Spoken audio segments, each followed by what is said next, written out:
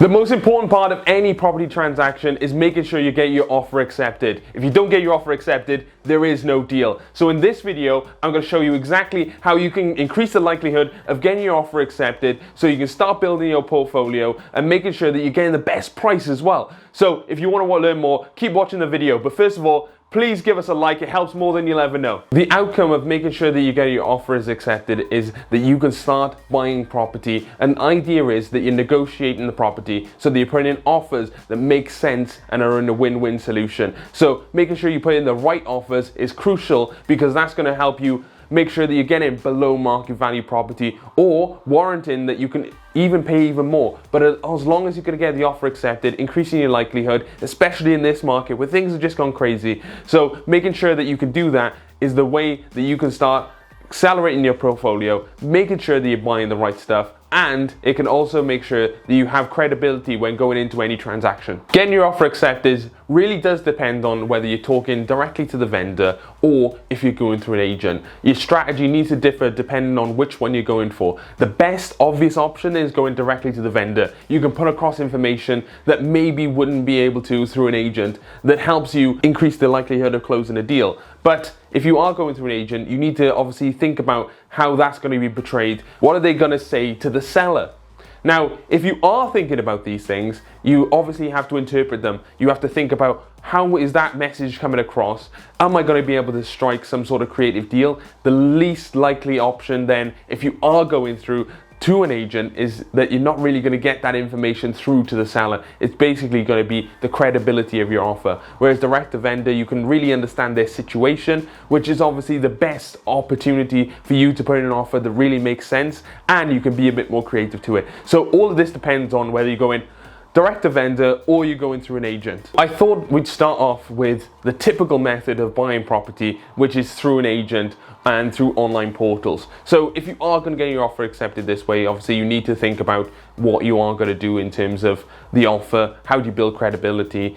What ways can you go in to make sure that you're getting that offer accepted every single time? First thing you can do if you're purchasing through a mortgage is make sure you have a mortgage in principle in place. Now, this is more practical if it's in your personal name and you are going through to live in the property. Whereas if you are buying through a buy-to-let property, then you might want to go in and even get an acceptance letter from your mortgage broker. To be honest, it's a bit of bull in all honesty, but it just helps build that credibility. You're not going to get a mortgage in principle in place for a buy-to-let mortgage, so all you need to do is talk to your broker. They'll just have to vouch for you in some way. Just get a letter already saying that you have the affordability to go and purchase a property like that.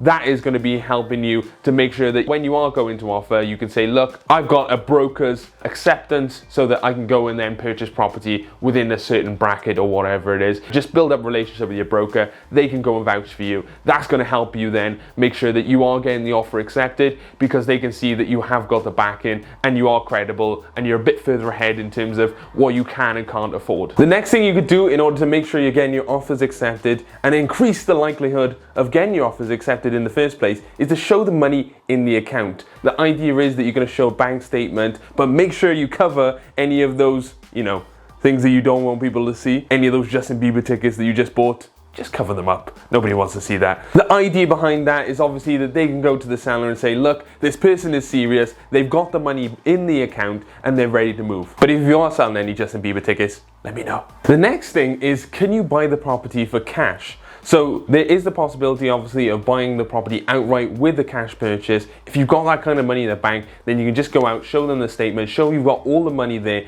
to purchase the property in full.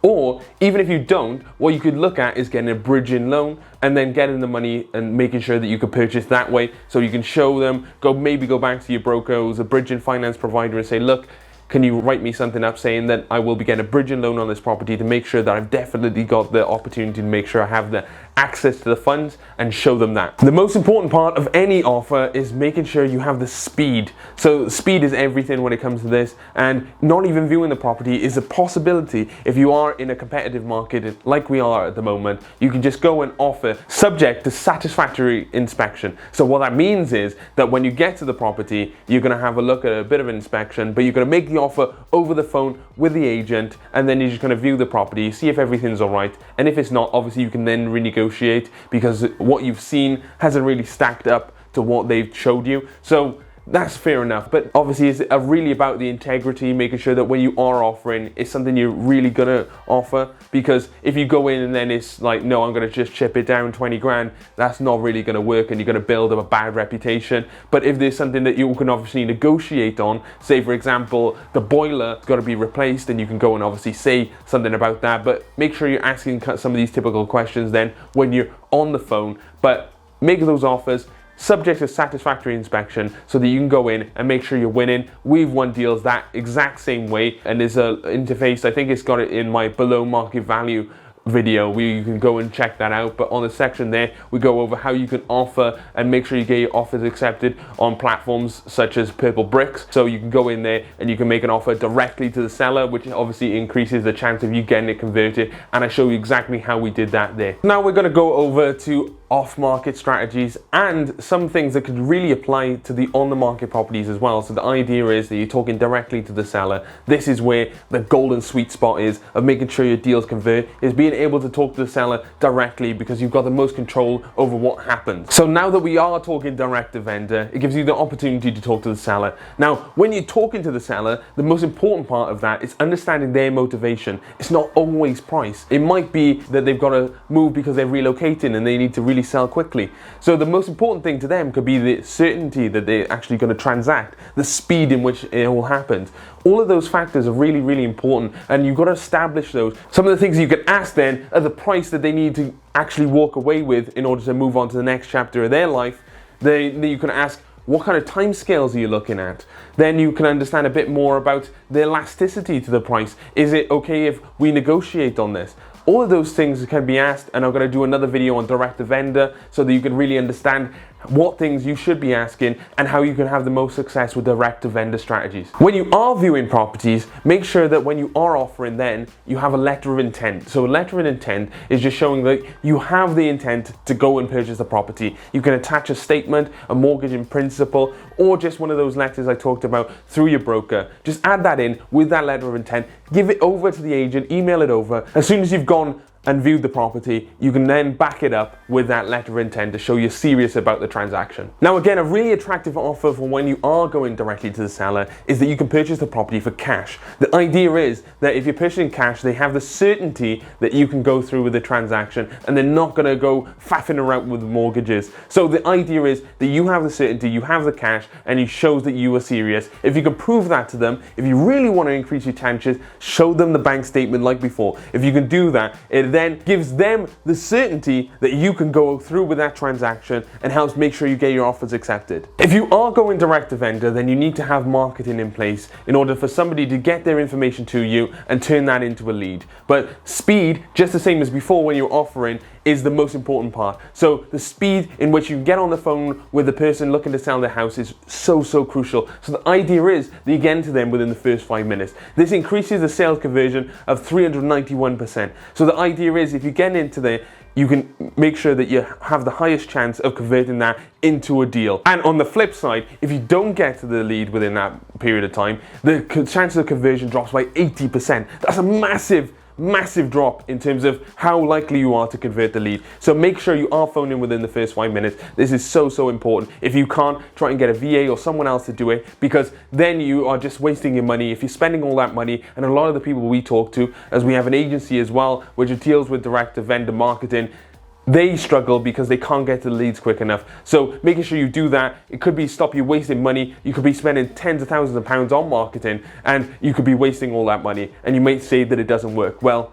this is the key factor, making sure that you're getting offers and getting on the phone as quickly as possible, gathering the information and making sure that you are putting the offer across within a timely fashion, even within the first 24 hours, so that it gives them the confidence that you can transact. When speaking to someone who is selling their house, when you are direct to vendor, the idea is that you really want to be building rapport. Rapport is going to increase the likelihood of you converting that deal and making sure that your offer is accepted. The idea is that even if you're coming in and you just give the offer and you don't build any rapport, it's going to not work as well, it's not going to land as well. Whereas if you are friends and you've got that rapport, then they might be a little more likely to accept a lower offer because they have that trust in you. Just to add upon what we talked about as speed, when you are making the offer and you obviously got to do it really quickly, the way to get around that is obviously subject to satisfactory viewing, which we sort of talked about before, but you can do that in direct to vendor as well. So make your offer subject to satisfactory inspection, and the idea then is obviously that you're going to inspect the property and make sure that you're basically highlighting everything there,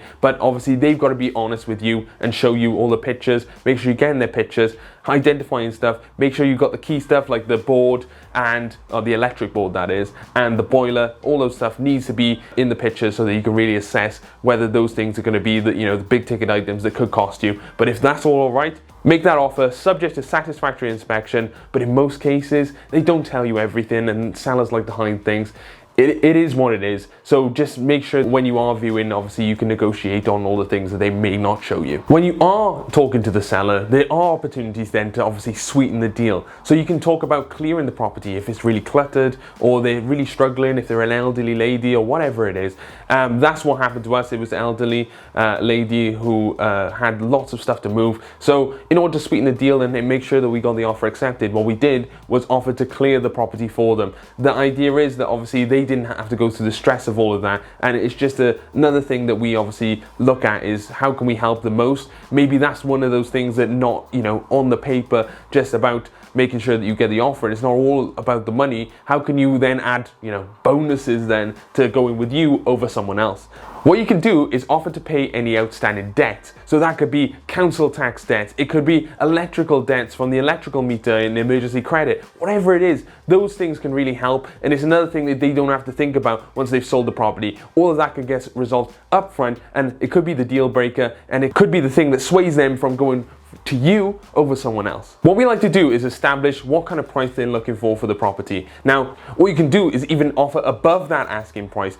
That can help definitely solidify your offer. So offering above, showing that you can back it up, then all of those things together will help you increase the likelihood of closing that deal and getting that offer accepted. Now, this applies to both direct to vendor and on the market properties is follow-up. Now, you've probably heard the fortune is in the follow-up, and it's no different with this. If you can follow up until the property is exchanged, even if your offer hasn't been accepted, follow up with the property, see how they're getting on. I mean, look at it every week, every day, every month, whatever it is. Choose a certain time frame that you want to follow up with the people and get that offer in, see if anything's changed, and you could find 6 months down the line things have changed. Whatever reason, it could be that now they're in under further financial difficulty or whatever it is. You could use that then to see if the offer might be accepted now things have changed. And when you're in that phase where you're in with the solicitors and you've got the property in legals, then make sure you're following up until the property has exchanged. The idea being is that you're going to follow up constantly, because that's going to help make sure that their certainty levels are there. Is when somebody goes quiet, that usually means there's something wrong. So constant communication, making sure that you are talking to the seller if it is off market. That can help then obviously build confidence for them in you, and that also helps you have the certainty that this is going to go through. One of the things that we do in order to make sure that we're getting properties and we're one of the first to get to them and make an offer is set up alerts. So send them alerts on Rightmove, Zoopla, on the market. Those alerts then are coming through to your email, and as soon as they hit your email, make sure they're instant alerts and you're getting straight into it. You go in and finding who the agent is, giving them a ring and booking that viewing straight away. The next thing you can do then is obviously build rapport with those agents, go on lots of viewings, and the idea is if you are building lots of rapport with the agents, then you can tell them the criteria you're looking for, and then maybe you might be